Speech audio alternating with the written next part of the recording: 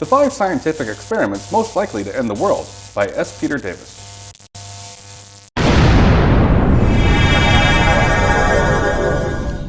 Let's face it, we really trust science. In fact, studies suggest that the vast majority of people will murder another human being if a guy in a white lab coat tells them it's okay.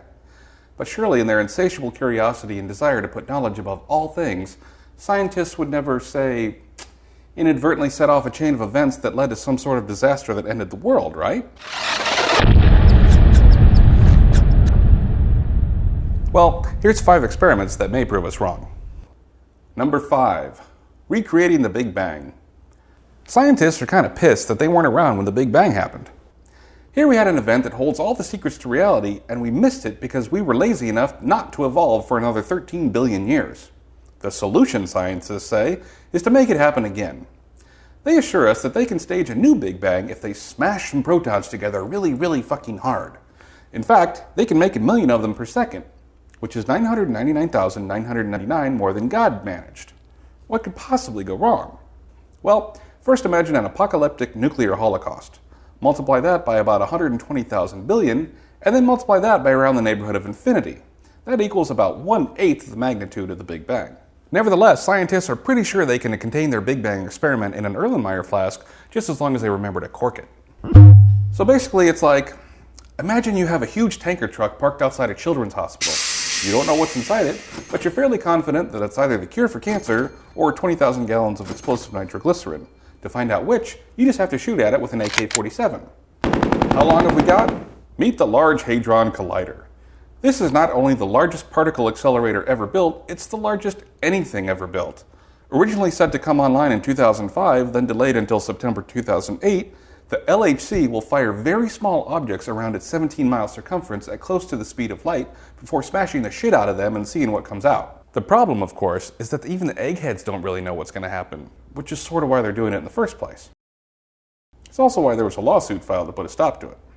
Scientists on the LHC project insist there is no danger and predict that the resulting observations could revolutionize science and send us into a golden age of knowledge in the event that we actually survive. Risk level 3. Experts assure us that based on everything we know about science, the chances of doom are fairly slim. Experts also say the LHC will change everything we know about science. So there is a certain chance that one of the brand new things we learn about the LHC is that the LHC has the ability to turn the entire planet into a flying cloud of particles. Number 4. The quantum Zeno effect. For years, scientists have been scouring the cosmos for some kind of bizarre hypothetical anti-gravity bullshit they're calling dark energy, and they've had some success with it, perhaps at the expense of our mortal souls. To grossly simplify it, on a scale smaller than atoms, the quantum level, everything suddenly turns into a goddamn circus. Quantum physics is to regular everyday physics as a David Lynch film is to a mainstream blockbuster.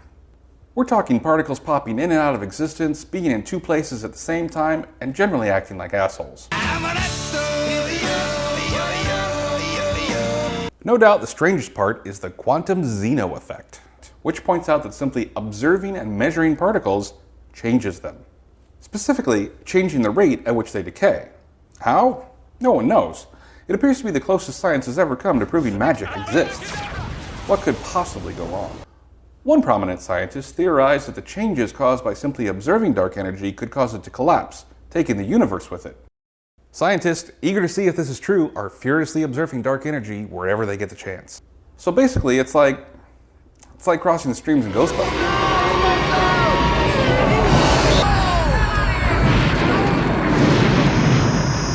How long have we got? That scientist, Professor Lawrence Krauss, thinks it may already be underway. Apparently in the late 90s, scientists were looking at a bunch of shit exploding in space when they caught their first glimpse of dark energy. This may have put the universe into a state where it may or may not pop like a soap bubble at any given instant, just because we looked at it. Risk level 3. This can't be right, can it? Surely the guy's just nuts. But he appears to be one of the most prominent physicists in the country and has published a huge list of papers and books on the subject. And again, one of them was the physics of Star Trek, and now that we think about it, we're pretty sure he stole this whole scenario from an episode of The Next Generation. It's collapsing. Number 3. Strange matter. As you've probably worked out by now, there's some weird shit out there in the world of science. That's because a whole lot of the fundamental theories about reality are based on mathematical equations rather than actual observation. So there are all sorts of things out there that seem to exist in theory, but we've never seen them. At least one scientist has suggested that if we ever saw them with our own eyes, it's likely that we would start screaming and never stop. Well, it wasn't so much of a scientist as it was H.P. Lovecraft. Strange matter is one of these things. It's a hypothetical material made up of quarks, which are one of the building blocks of reality. Things so small that you can't even possibly imagine. Seriously, don't even try to think about it. What could possibly go wrong? There are two hypotheses about strange matter. One is that the stuff will simply disappear a fraction of a second after it appears. The other is that it will stabilize and convert every atom it comes in contact with into more strange matter. It could go either way, really. There's a theory that there are entire stars out there in the universe that are made out of strange matter. Just because a microscopic fragment of the stuff made contact once, and then everything went to hell. Now imagine, just theoretically, if some strange matter should appear on Earth, and just theoretically, it should be stable enough to start a reaction with regular matter. Theoretically, we'd all be fucking dead. So basically, it's like, imagine you're the fabled King Midas, and you have the power to convert matter with a single touch. Except that instead of gold, everything you touch turns into shit, and everything it touches turns into shit. Before you know it, the whole world is shit, and it's all your fault. Luckily for us, strange matter can only be created in high-energy particle collisions, and nothing like that ever happens here on Earth, right? Oh wait, meet the Large Hadron Collider, again. That's right, our friends at the LHC project expect a lot of weird things to pop up when they start smashing atoms together, and strange matter is one possibility. That's why scientists have written papers with boring titles such as, "Will relativistic heavy ion colliders destroy our planet?" Domo arigato, Mr. Roboto, domo. The rebuttals to which were basically, let's turn it on and find out. At this point, we're kind of wondering whether there's anything this machine can do that doesn't involve killing you and everyone you care about. Risk level 5. Scientists respond to the strange matter problem by saying if it was ever gonna happen, it probably would have happened already, since these kind of reactions happen a zillion times a second in our atmosphere anyway. We like to call this piece of rhetoric the cop-out hypothesis, because they know damn well that if it turns out they're wrong, there won't be anyone left to sue them. Number 2, time travel. Hundreds of stories have been written on the subject of time travel, and just about every one of those stories involves some kind of catastrophic disaster, or at the very least an unhappy ending. Of course, a lot of physicists think that it's not even possible at all, and that the very existence of the universe proves it. Also, if they invent time travel in the future, where are all the time travelers? But there's one lingering theory about the possibility of time travel that kind of makes a lot of sense, and that's that it's not possible until we actually build a working time machine. Maybe you can only travel back as far as the technology actually exists, and after that it's all hovering skateboards and flying steam trains. Of course, there are plenty of ways in which the universe can fuck us for daring to violate the most fundamental of laws, cause and effect. We can't even imagine them until we know the first thing about time travel, which we don't.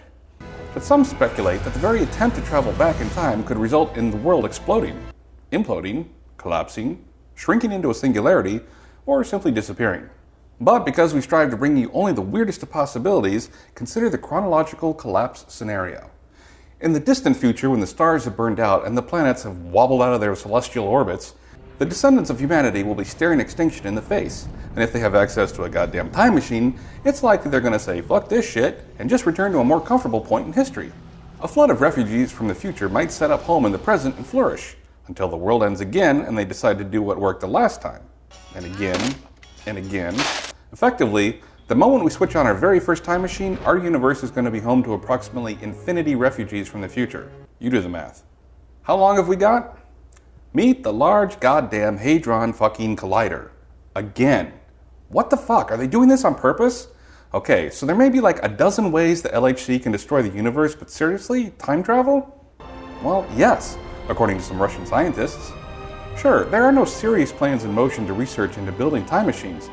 But who says it has to be deliberate? The discovery of penicillin was a complete accident. The theory is that the LHC might open up wormholes with its high-energy collisions that future generations can manipulate for time-traveling purposes.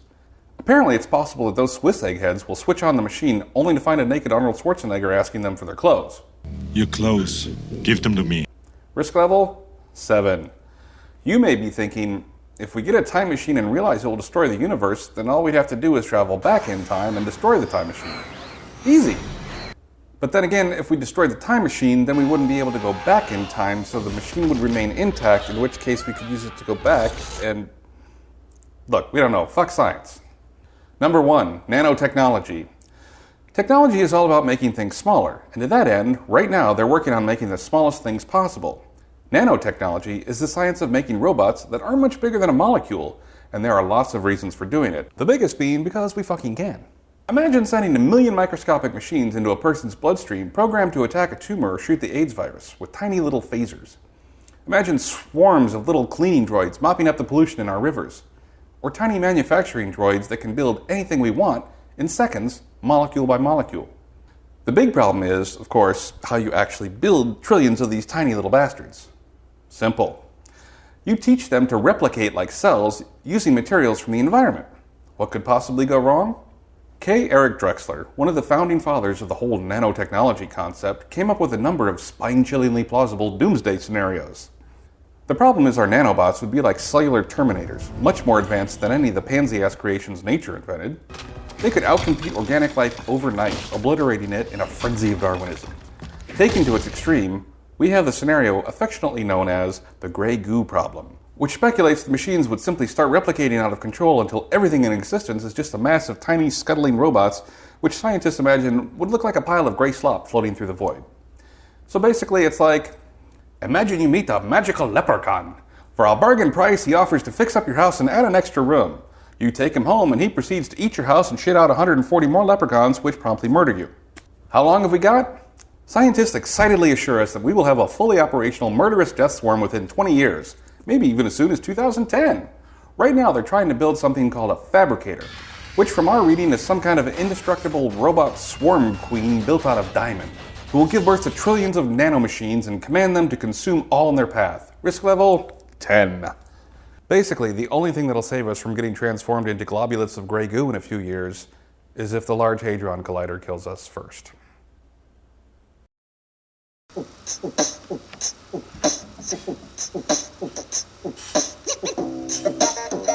Oh yeah. I'm about to drop some particle physics in the club. The LHC is super duper fly. You know what I'm saying.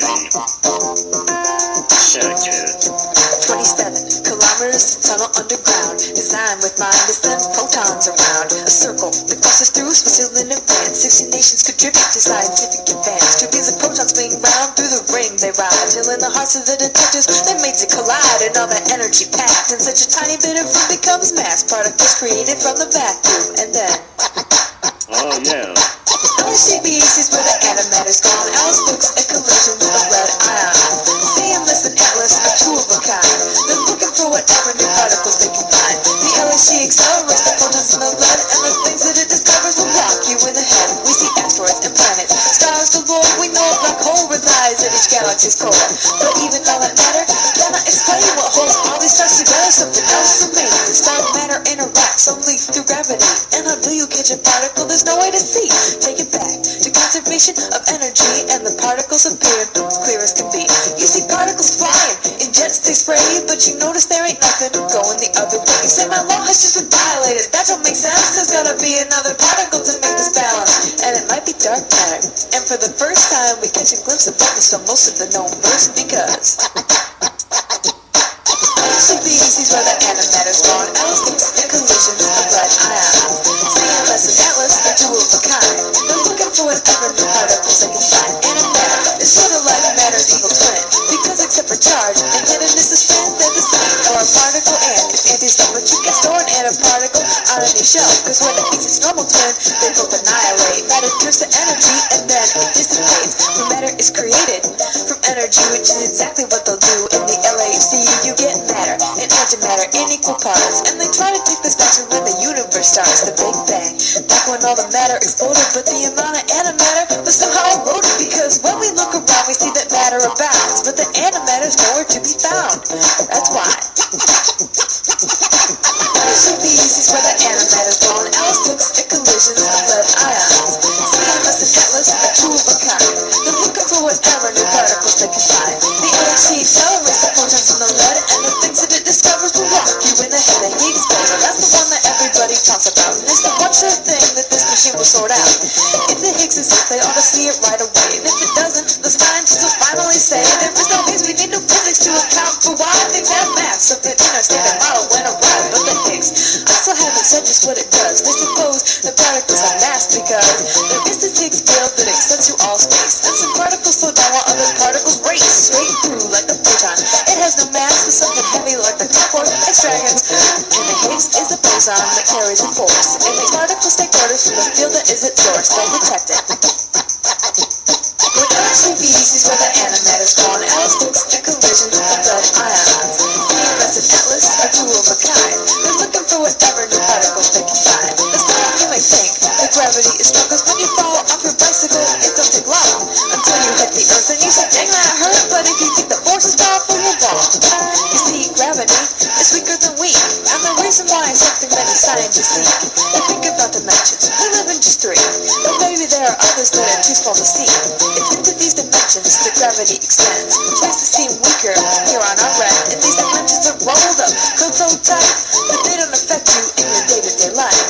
But if you were as tiny as a graviton, you could enter these dimensions and go wandering on, and they'd find you. When LHCb sees where the antimatter's gone, Alice looks at collisions of lead ions. CMS and Atlas are two of a kind. They're looking for whatever new particles they can find. The LHC accelerates the photons in the lead, and the things that it discovers will rock you in the head. Oh yeah, our understanding of the universe is about to change, thanks to the Large Hadron